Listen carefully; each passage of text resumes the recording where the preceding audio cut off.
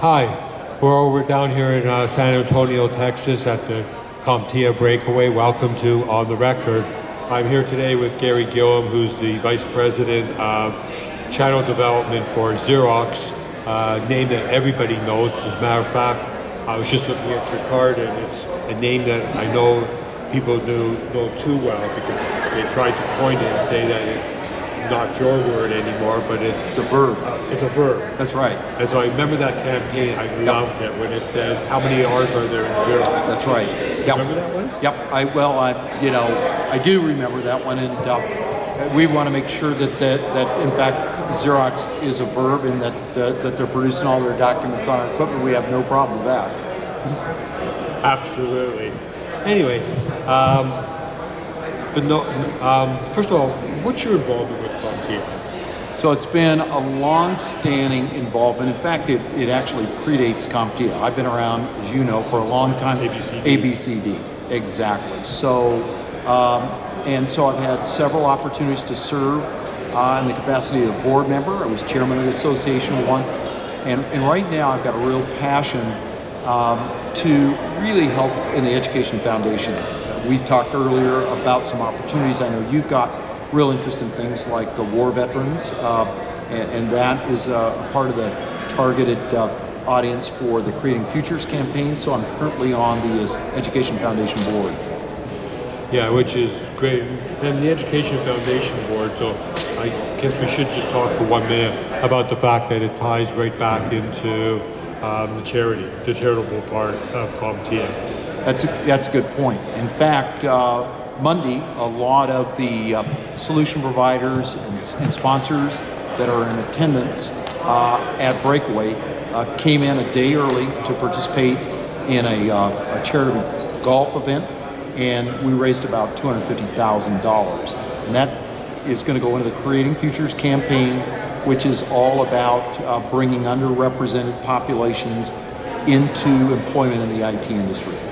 Which is great. Like, I mean, think about it from all sorts of different areas. It helps on all the unemployment charges and all that. It makes families come back together. They're doing so much good work, and it's great to know. Like, I mean, one of the things that really has to happen is that the industry and then the rest of the world, but mostly the industry, has to realize that CompTIA is not A+. A+ is a piece of CompTIA. It's a very good point. It is, in fact, I think, a great platform to build on, and we appreciate your work in helping make that distinction. However, I would say, to the point, this morning we had a recognition breakfast for Creating Futures campaign, and we had a young man that spoke to us who was a disabled veteran who came out of the military here in San Antonio, took advantage of his GI Bill and got a college education paid for as a reward for his service, but realized to really get the kind of employment he wanted, he needed certifications, and he did pick up a Creating Futures scholarship, and he's picked up 3 certifications, including A+, and he's now working for IBM here in the San Antonio area. Yeah, it's just a great story. It's fabulous. And don't get me wrong, A+ is probably the world standard for what it does, and it's great. But I mean, the point I was trying to get at is that we have to make sure that people realize that there's so much more to CompTIA than total agreement. Yeah, I'm sure. I know you are. I just want to make sure that got through. So, just like Xerox is more than copiers. You mean they do more than that? Come on, Robert. What do they do? Printers, services. But yeah, your point's well made, and we're working on it. So we're going to get into that as we go through, but we'll come back down to even to the fact that there's now managed print services, and how important that is. But let's just talk about the cloud in general. So where do you think that's going? How important is that for the VARs to get involved in the cloud? So I from what I understand, and it's one of these things like managed print, what's your definition of it? But I would say that it's going to become very significant. I think in particular it's going to become significant to some of these small businesses represented here. The VARs themselves are going to be able to take cost of their business by moving some of their functions to the cloud. And I think that ultimately that is going to accelerate their ability to participate in this business. In the managed print area, and I've said this for years, you know, the expert user becomes the user's, becomes the user's expert. And so we've got in the adoption of the cloud right here with the community that is at this event, I think a good place to begin. But I think I'm encouraged by it. It's bringing new vendors in. We talked about some of the young new vendors that are coming in. They're bringing a solution like the cloud, and yet they're bringing it through the channel. So I think that, and also we're hearing from very large, well-established vendors. We heard from Microsoft this morning. We heard from Google this morning about how important their strategy is, their applications are delivered through the VAR community. So I'm really, I'm excited about this. Yeah, it's a lot of new players. Absolutely. I spoke with Google today, and we talked about where they're going with it and how they're going there, and the opportunities. And I'm just picking on Google because you use them, but their opportunities with the VARs is better than ever.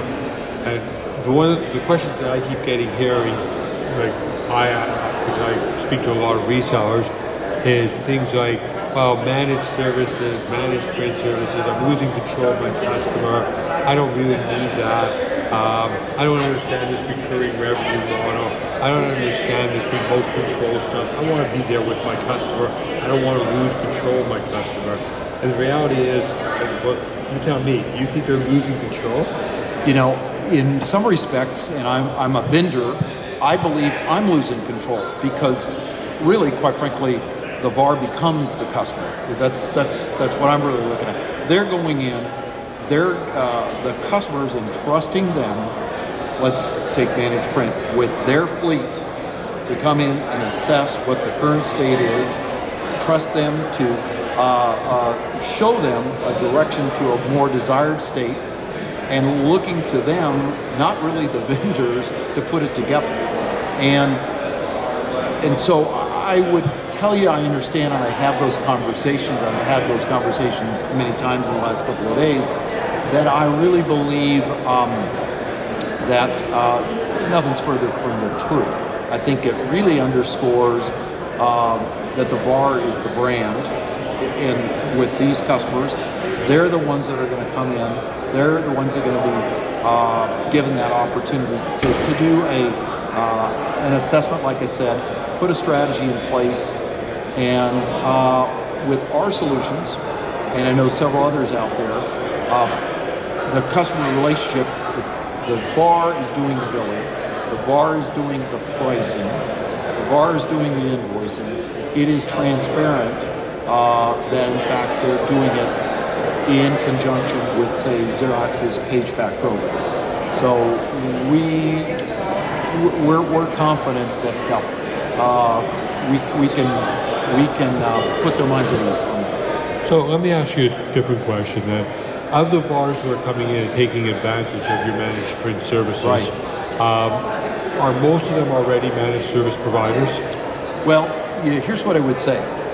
The initial focus was on partners of ours, and let's face it, most of those guys, because in our space, it's been pretty much a product. It's been a product value proposition for the channel.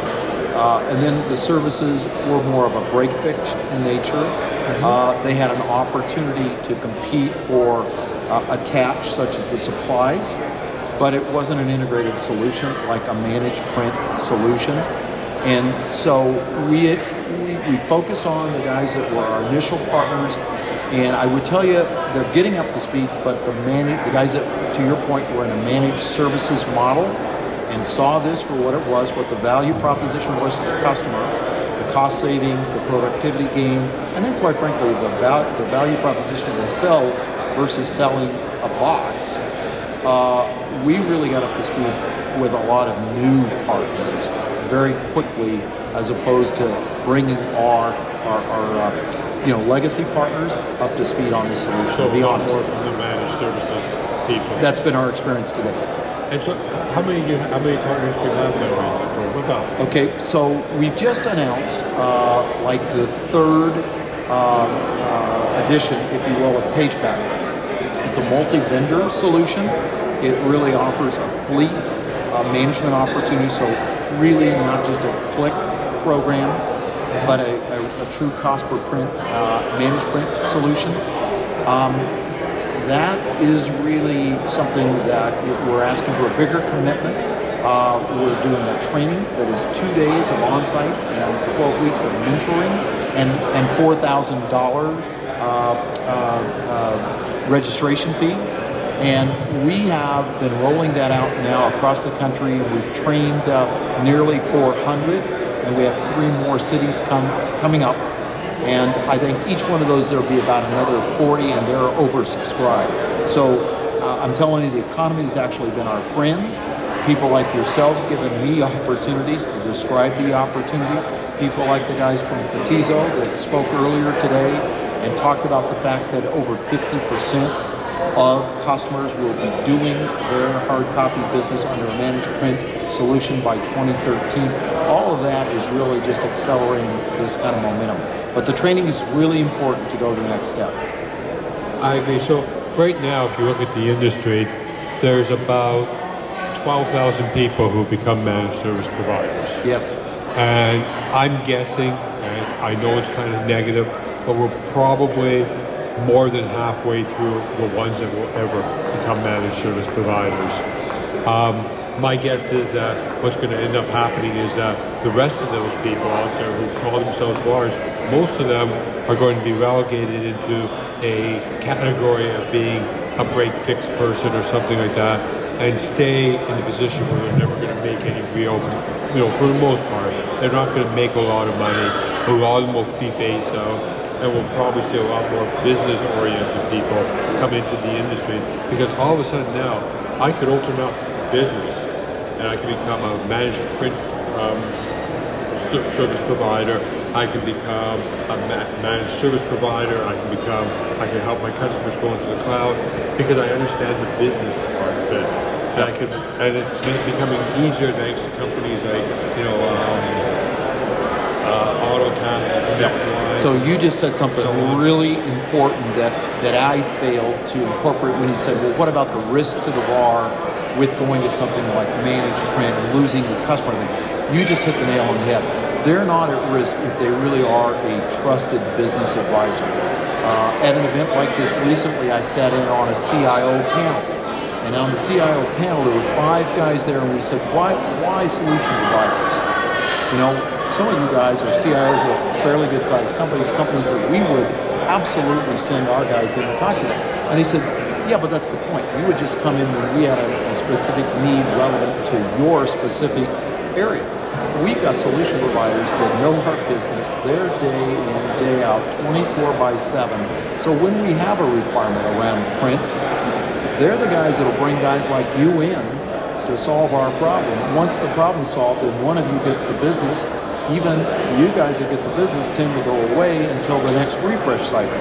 These guys are there with us, we trust them, and they deliver value. I really think you hit on the key point. The business, the guy that is in that real trusted advisor relationship, it's got a great future ahead. And as I think you know, we've started a program called the Trusted Business Advisor, where we're teaching them about business ethics. I think I do remember. Teaching them about how to provide services, and we're teaching them business basics, and then we're certifying them on all that, and then so it just keeps going on there, and then we give them all the marketing tools so that they can educate what we call the last mile, so that which is their end users on what we appreciate the help.